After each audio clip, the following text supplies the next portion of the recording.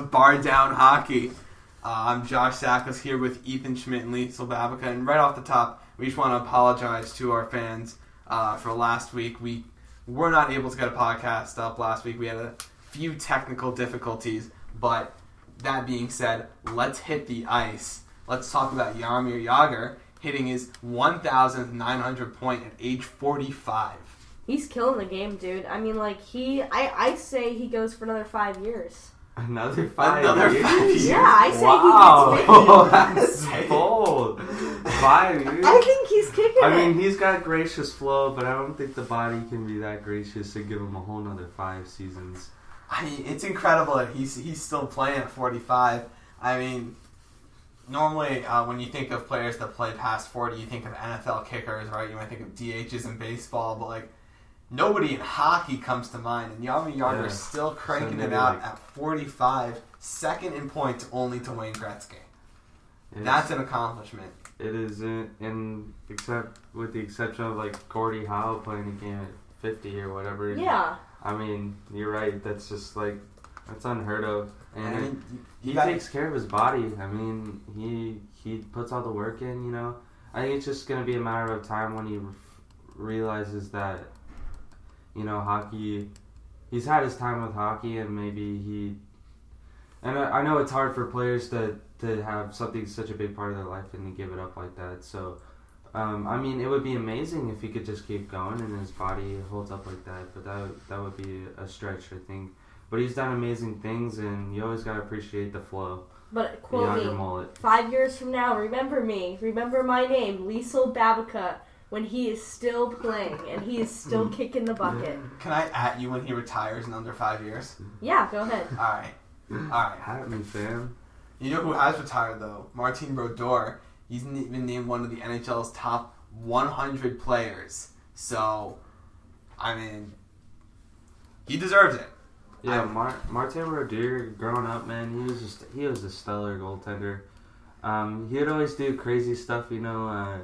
He would play that stand-up style of goaltending sometimes, and he'll stack the pads and do the scorpions and all the crazy saves that you kind of don't really see anymore, just because all the goaltenders are playing the butterfly style and just already down. But he was wild and fun to watch. He liked to play the puck so much that they made that rule, the trapezoid rule in the NHL, because he was so good at playing the corners that they've started implementing the trapezoid behind the net. So he changed the game. Well, yeah, he did change the game, and we all grew up watching him, so I think that's when someone steps out like that. He played 21 years in the NHL. He got drafted at age 19 in 1991-92 season by the New Jersey Devils, and he played his entire career with them, and I think, he got... last year was with St. Louis. Yeah, the last year was St. Louis. But it was only 7 games. Yeah. So, but even that, it's still, I mean, no one really thinks of St. Louis. It's pretty much all of the New Jersey Devils. He did a phenomenal, he had a phenomenal record. He was a great guy, and when did he win the liked. cup with the Devils? When did he win the cup? I think 2000 to 2001, I think is when they won the cup. And then maybe like in 02, 03. But Ethan, you mentioned that he loves to play hockey. Or he loves to play the puck. He does love to play hockey, but he loves to play the puck. Well, in his career, he has 2 goals and 45 assists. Yeah, he would always get out there and he just created. So how about the hands on Martin Brodeur? Yeah, he's 45 career assists. I mean, I think Mike Smith kind of implements his puck playing game after Martin Brodeur. So, yeah, he's one of the better goaltenders of all time up there with like Patrick Waugh and like Phil Esposito, players like that. So, just quick for you there, Ethan. Mike Smith has 1 goal and 7 career assists. So not even comparable, actually. He'll get there at some point. Yeah. Well, Martin Brodeur, one of the all-time NHL greats, and he did wonderful things for hockey and for the New Jersey Devils as a franchise. Absolutely. Growing up in New Jersey, everybody had a Martin Brodeur jersey. But we're not in New Jersey, we're in Arizona. Let's talk about Arizona's hockey team, the Arizona Coyotes. Still not great. What's the word you like to use, Ethan? What's your favorite word? Garbage. Garbage. Garbage. You know, they're doing all right. I mean, if they keep winning, they're going to drop in the draft pick, and they're not going to get a good draft pick. So I think that's, they need to figure out what they want to do there. I mean, if they want to try to build a program, I think they should go rather for the draft pick than continue to win games. What do you think, Ethan? I mean, yeah, that's true. I think they're just competing with Colorado now for the last pick, or for the first pick of the draft. But my main concern is living here in Arizona. I don't want to lose an NHL team. It's cool to have something local. I'm just nervous. Local in air quotes because it's in Glendale, which is very out of the way for us living in Phoenix. No, but I would definitely agree with Ethan because I grew up in Arizona all my life, and the Coyotes were the reason why I was able to, have the opportunity to see so many players and teams play in front of me for, a nice, not like hefty price for a ticket. If, say, my roommate Nicole, you're in Chicago and you're trying to go to a Blackhawks game, those tickets are very pricey, but here you're able to see teams play. Like over winter break I saw the Rangers play, and that's really exciting. So I think it'll be a complete bummer if they do end up moving out of here because it will hurt the growth of hockey in Arizona for sure. I'm nervous about their new home. What are they going to do? Because it's just been a complete disaster with the whole Glendale or Gila River Arena scenario. So, personally, I would love to see them play downtown. I would go to pretty much every home game, honestly, if they were able to play downtown. Like if they partnered with the Phoenix Suns, which is similar to what the Islanders I'm did. not sure if Talking Stick can accommodate a hockey team, but kind of like cool. Barclays Center can't really accommodate a hockey team, but the Islanders jammed their way in there. Well, like the Talking Stick, they used to play here a long time ago when I was a baby. Old Greg Babica, my dad, tells me all the time. There's actually sections in Talking Stick, if you sit in the upper bowl, that you cannot see the other goal at all. And so that's why, they kind of started to move out of there. And the old owners for the Suns, he really didn't want to accommodate for a hockey team. So that was kind of why they got pushed out elsewhere. But I think they should try to accommodate and try to maybe partner back up with the Suns and try to get a new arena. I mean, even though Talking Stick is nice, maybe they should look at something new or, I don't know. What do you think, Josh? You mentioned the Islanders. They had that situation as well, going into a basketball arena. Well, yeah, I mean, that's really just turned out really bad for the Islanders. They're getting kicked out of the Barclays Center, I think, in 2 years. Barclays Center doesn't really want them anymore, and to be quite honest, I don't think the Islanders want to be in the Barclays Center. It's not a great arena. Like, have you seen like a 2 out of 10. there? I have not. Oh. Yeah. Well, I thought maybe you did because I would be interested. I would be interested to see if you had the first-hand experience because I didn't know that they were having all those problems with Barclays. Yeah, no, there are areas where it's tough to see the scoreboard. Part of the ice is blocked. There's a car on the side of the ice instead of people. They just have a car there. I don't know if you guys have seen any Islanders games, but they should get that out of there. They should drive it out of there. Yeah, they should drive it. Like going to Predators games, they drive the car of the day or whatever car of the month on the ice, advertising it like during intermission. They should just do that. I don't know. Or they could just like not put a car there. Yeah, it's kind of dumb. But I mean, we were talking about whether Arizona or Colorado would get that pick, and Colorado is 13 points below the Coyotes. That is just absolutely terrible. It is. I never could really have thought bad. that a team could do that bad this I year. agree. However, though, if you are in town in Arizona, the Coyotes do take on the Anaheim Ducks tomorrow night at 9 p.m. I think that. So if you want to see a Ducks win, you should go. But I believe that is 7 p.m. our time because, Arizona has that weird time change. And then they go They on actually don't have that weird time They change. don't? Well, no. Arizona? No, we don't change, but everyone else does. So I consider it a weird time change because everyone else is moving along.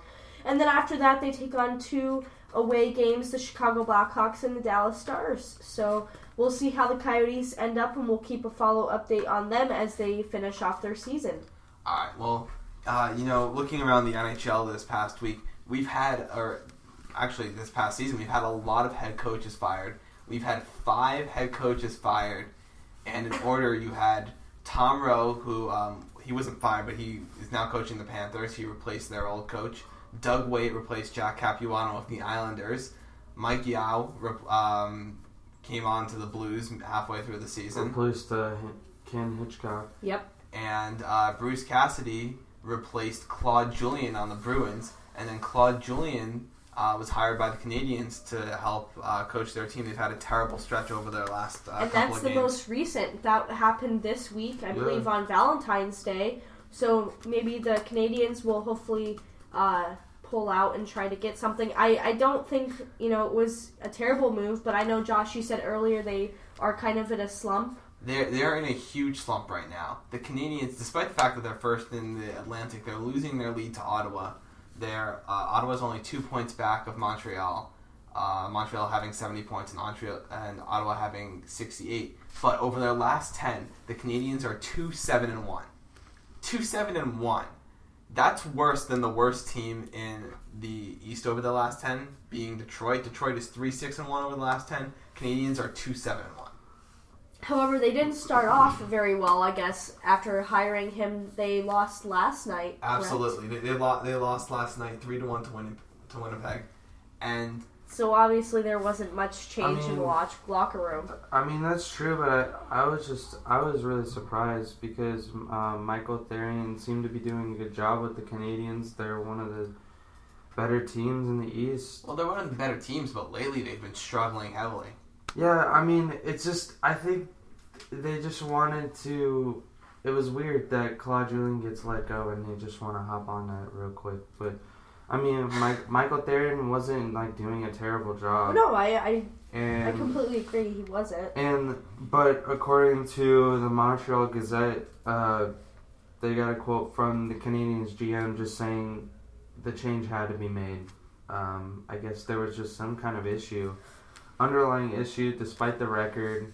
Maybe not much chemistry between Therrien and the Canadiens players, but maybe they think Claude Julien can provide some better chemistry and flow to the Canadiens that Therrien wasn't able to do. So well, they better hop on that train and do better quickly because they just started off first loss of him being coach, so I don't think they want to continue that pattern at all because maybe at that point he'll be fired as well. So absolutely, but I mean in the NHL this year, replacement coaches have done really well.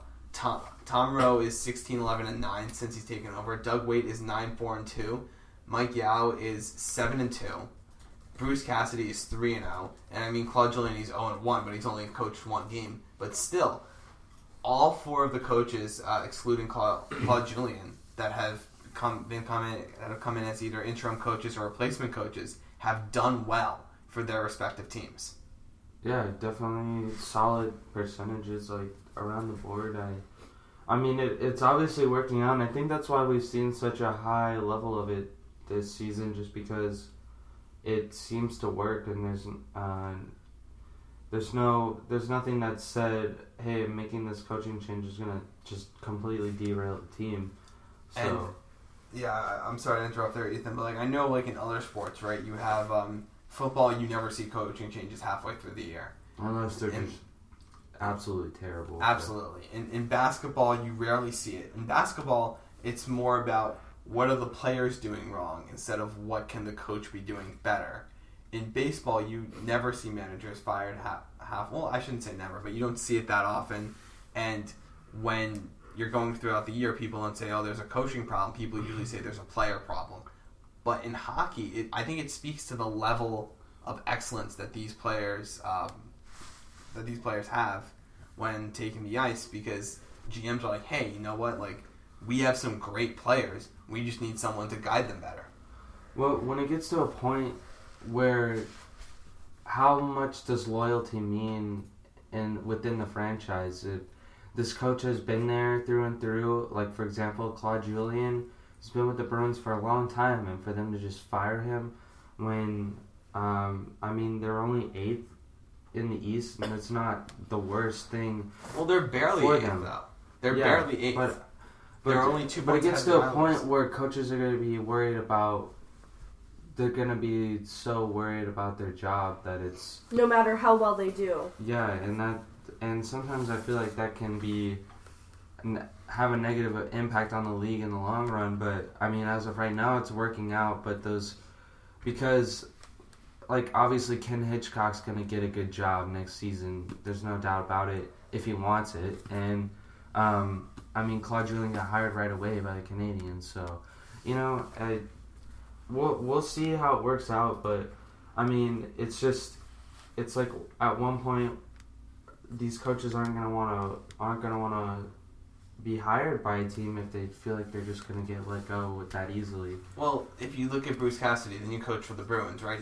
He hasn't coached since 2004. He coached from 2002 to 2004 with the Washington Capitals, and he didn't do very well with them. He finished 39-29-8 in his 8-6. There were ties back then, so he tied 8 times with the Capitals, and then and then the next season he was let go through 28 games, and he hasn't been on the bench since. Again, you can be out of the league for a while and you get back in a time like this. Do you see any coaches getting let go this season more than the 5 we've already seen? I think looking at the standings, a lot of the teams that have let go of their coaches are teams that are near the bottom trying to make a play. So, looking just at the Eastern Conference, Washington, Pittsburgh, and Columbus, they're all in the playoffs. I don't see their coaches getting let go anytime soon. Montreal, Ottawa, and Florida. Montreal and Florida have already fired their coaches and hired replacements. Ottawa is doing better than expected, so I don't see them firing their coach. The Rangers are doing really well. I don't see them doing that. Bruins already fired their coach.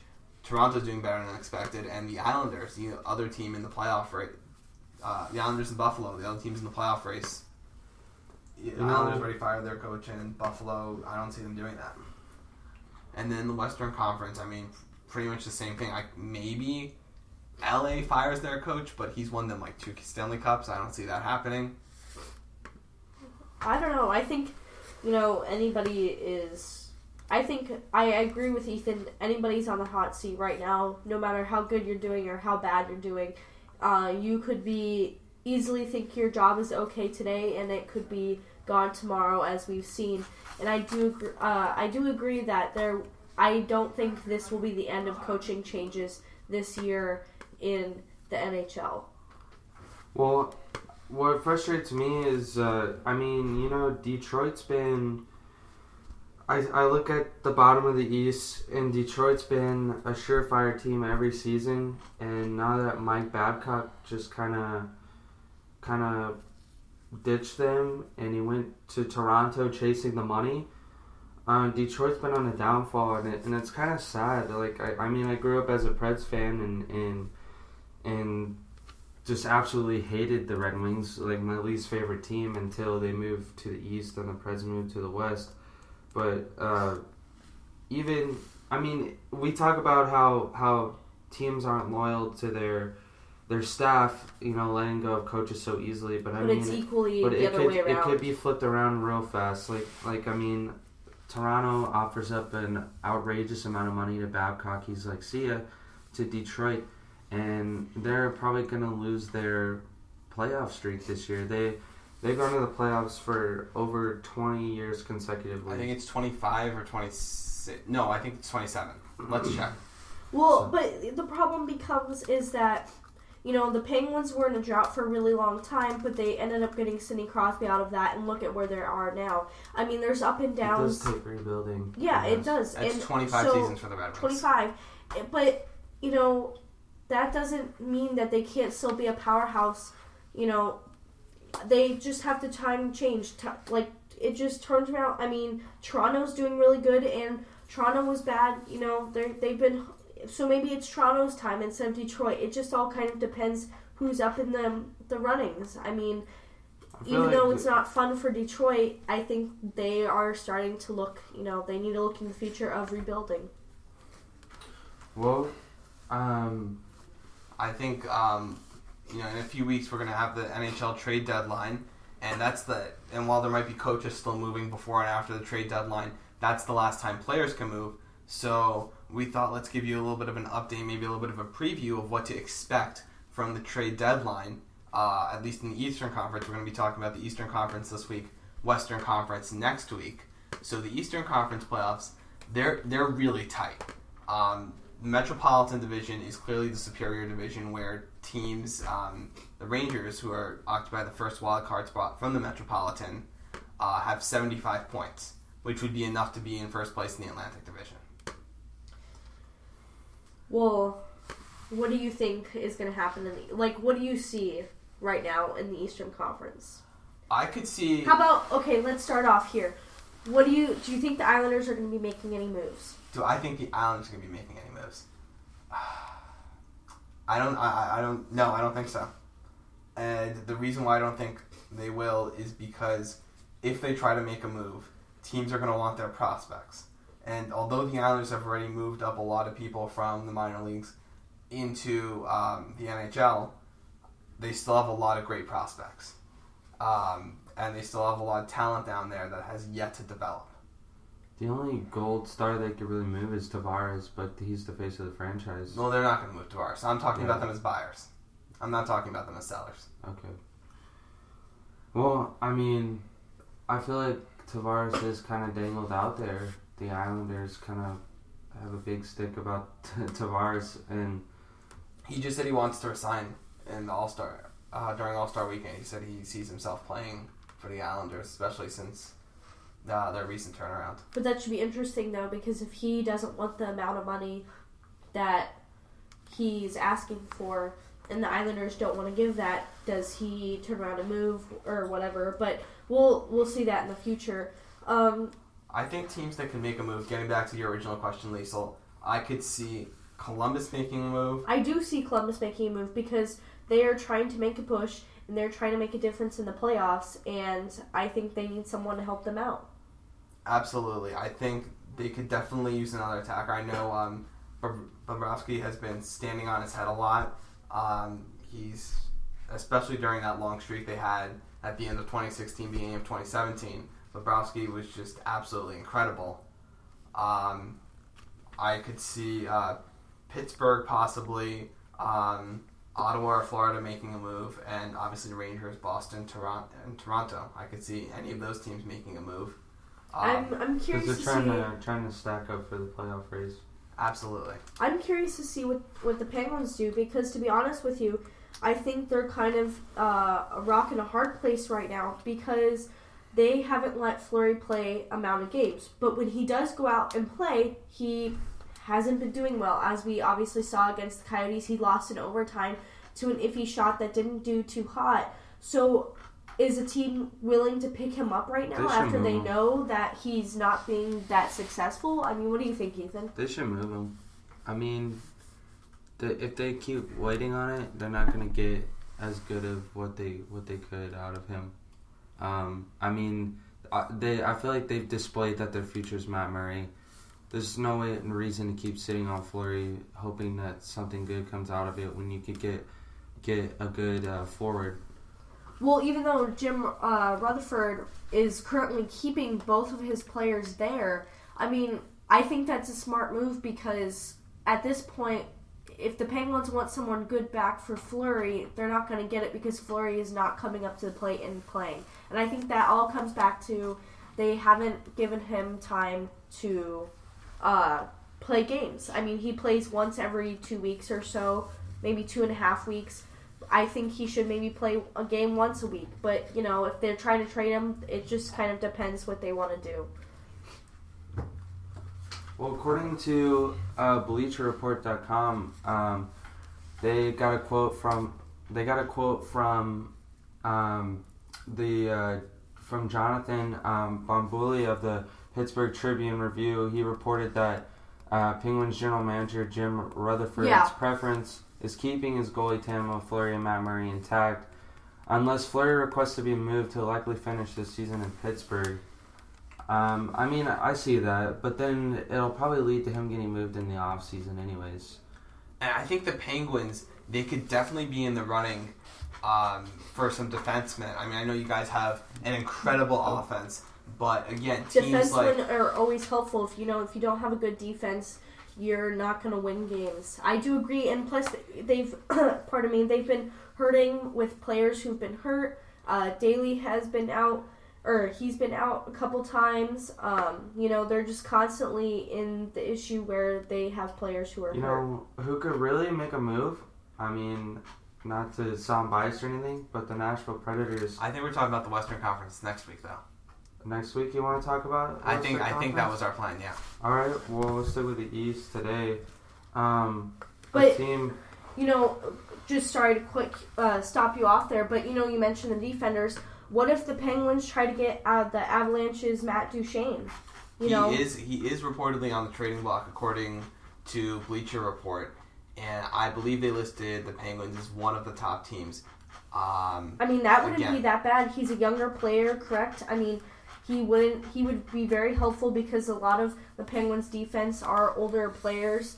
And if you can, give up a little bit without giving up too much, maybe that would be a good trade. Yeah, again, Matt Duchene could be moved by the trading deadline according to Bleacher Report.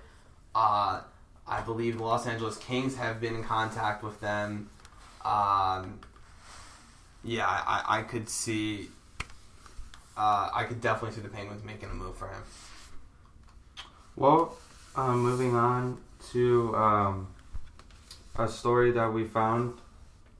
Juhar Khaira, third Indo-Canadian hockey player, plays for the Oilers, and he scored his first goal on January 16th against the Coyotes. And we understand this is about a month old now, but I think that's still really exciting for the Indo-Canadian people of, that they're having a difference in the National Hockey League because, you don't have a bunch of different people other than, regular Canadians or Europeans such as, the Russians or, I think so that's pretty exciting for him that the NHL did a piece on him.